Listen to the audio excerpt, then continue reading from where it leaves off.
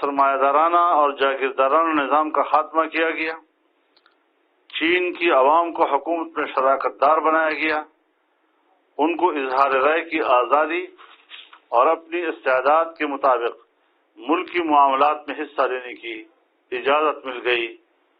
اس دور میں چین کی ترقی کے لیے ضروری بنیادیں فراہم کی گئیں۔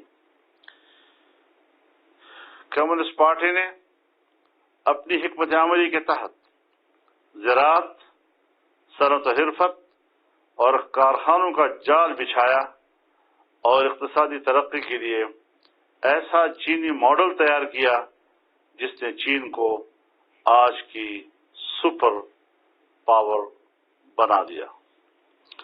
جناب صدر،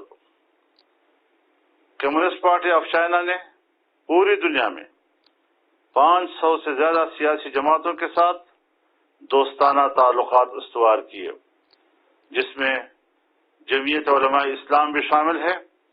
ہماری جماعت کے کمیونسٹ پارٹی آف چائنا کے ساتھ تعلقات بہت پرانے ہیں اور ہم ان تعلقات سے خطے اور دو طرفہ تعلقات کے حوالے سے مثبت نتائج حاصل کرنے کے خواہش مند ہیں۔ میں نے بحیثیت پارٹی سربراہ اور قومی اسمبلی میں چیئرمین فارن افیئرز کمیٹی 3 مرتبہ چین کا دورہ کیا ہے، جہاں چینی قیادت سے باہمی تعلقات اور پارٹی ٹو پارٹی تعلقات پر تفصیل سے تبادلہ خیال ہوا ہے۔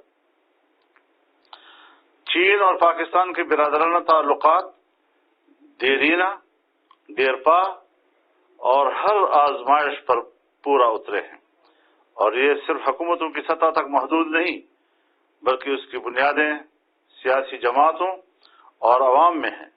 پاکستانی عوام چینی عوام کو گہرا دوست سمجھتے ہیں۔ چین نے بین الاقوامی سطح پر اقوام عالم میں اور اقوام متحدہ اور ہر فورم پر مسئلہ کشمیر، ایٹمی مسئلہ